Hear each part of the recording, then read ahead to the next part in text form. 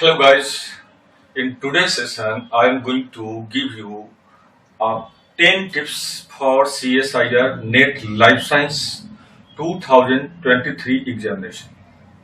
As you know, this examination actually how much tough. So what are the best strategy that will help you in cracking this examination?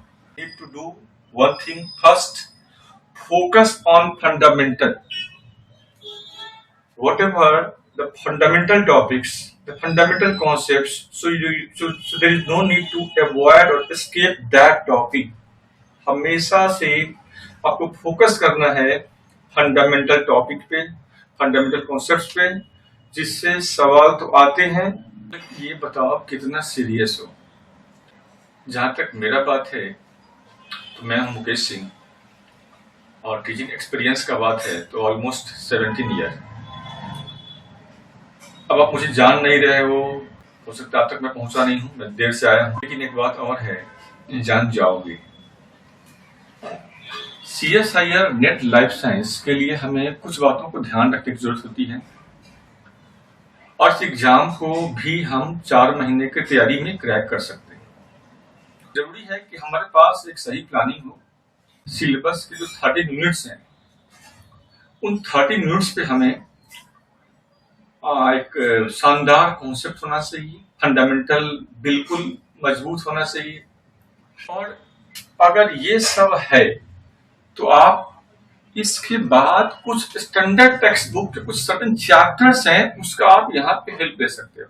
इतना अगर आप कर लेते हो तो पिछले 15 या 20 साल का जो भी पेपर नेट पे उपलब्ध है, उस पेपर का हेल्प लेकर के इस एग्जाम को आप क्रैक कर सकते हो आसानी से। जनरली होता क्या है, पढ़ता तो सब है, फंडामेंटल क्लियर बहुत लोगों का नहीं होता है और वो बड़े बड़े नोट्स हैं, बुक्स हैं जो एडवांस लगता है उनको, उस एडवांस सबको चाहिए, समझ एनसीईआरटी का भी नहीं।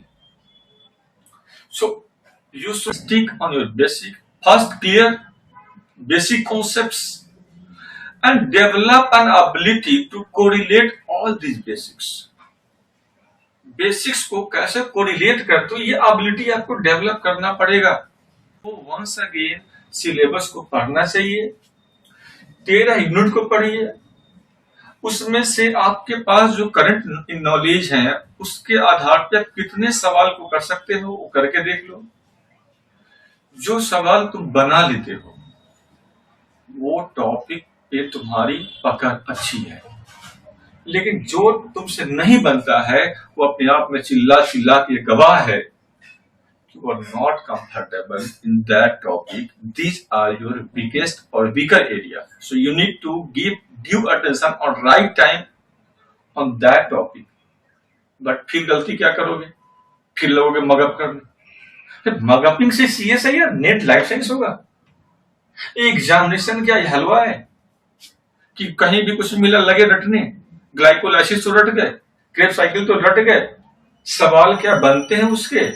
ऑक्सीडेटिव फॉस्फोरिलेशन तो रट गए, सवाल क्या बनते हैं उसके? जो सवाल ही नहीं बनता है तो उस तैयारी का क्या फायदा? तो इसको थोड़ा सा प्रैक्टिकल होकर देखना होगा, जुडिशियसली तय करना होगा, नहीं तो क्या होगा कि हम फिर नहीं तय कर पाते। देने के वर्क हमेशा आप जब करते हो तो प्रोग्रेसिव मैनर में वर्क करो, और ये ड्यूटी आपका भी है, टीचर्स के भी है, किसी संस्था का भी है। और हमेशा अवॉइड करो आप पैसिव स्टडी को। पैसिव स्टडी का मतलब आप पढ़ रहे हो पर आपके पास कॉपी नहीं है, कलम नहीं है, कॉपी कलम है तो बुक नहीं है, कॉपी कलम बुक है, तीनों है तो आप मोबाइल पे लगे हुए हैं। These are the passive approach of study. So do active study कि when you are studying you have pen in your hand, copy in your hand, whatever concept you develop, you gather, decode that concept in your notebook. So in that progressive way, and whatever topic you are going to start, so you must finish that topic on that session and do practice after completing the session on that day also.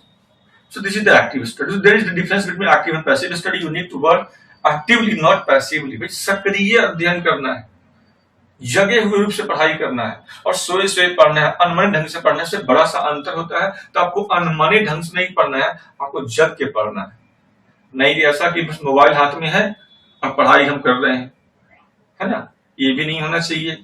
किताब है पर copy और कलम वहां पर नहीं है, बैठे हुए हो तो आप लेट गए। तो ये सब अप्रोच पैसिव अप्रोच है। हमेशा हर एक एग्जाम अपने आप में उसका एक अलग अलग डिमांड होता है, तो उसको ध्यान रखिए। प्रिंटेड नोट्स या पीडीएफ फाइल या यूट्यूब का वीडियो या गूगल पे सर्च, इसके तलाश में बच्चे जितना समय गंवा देते हैं, मैं अगेन रिपीट करता हूं, उससे आप बचो। अननेसेसरी सर्च से बचो। जितना में आप सर्च करते हो, अच्छे और बेटर का तलाश करते रहते हो, उतने में एग्जाम लोग क्रैक कर जाता है। तो इसको भी ध्यान रखना है। सो avoid your mobile, save your time and crack this examination. ठीक है, तो आपको, और ये सब ज्यादा दिन तो करना नहीं, 3-4 महीने की बात है। आप मोबाइल को, मैं नहीं कहता यूज नहीं करो, आप यूज करो एक लिमिटेड टाइम के लिए, 5 मिनट 10 मिनट किसी पढ़ना, लेकिन एटलीस्ट जब आप पढ़ते हो उस टाइम में मत यूज करो। व्हेन यू आर स्टडी, आप पढ़ रहे हो, ठीक है, किताब हाथ में है और दिमाग में कोई मैसेज आया कि नहीं आया, फेसबुक में क्या हो गया, इंस्टा में कौन सा रील आ गया, यूट्यूब पे कौन सा वीडियो आ गया, गूगल में क्या इन्फॉर्मेशन आ गया, सो ये सारे डाइवर्ट करेगा। ये साइंस है, एंड साइंस के बच्चों का मतलब फोकस्ड होना, और फोकस होने से क्या होगा, थिंकिंग एबिलिटी में क्या होगा, इंप्रूवमेंट होगा। मेमोरी, एज यू नो ना, there are 2 type of memory, conscious और अनकॉन्शियस। ठीक है, एक कॉन्शियस मेमोरी है, एक अनकॉन्शियस मेमोरी है। तो कॉन्शियस मेमोरी पे आप काम करोगे, जो मैसेज आप डालते हो वही अनकॉन्शियस में जाता है।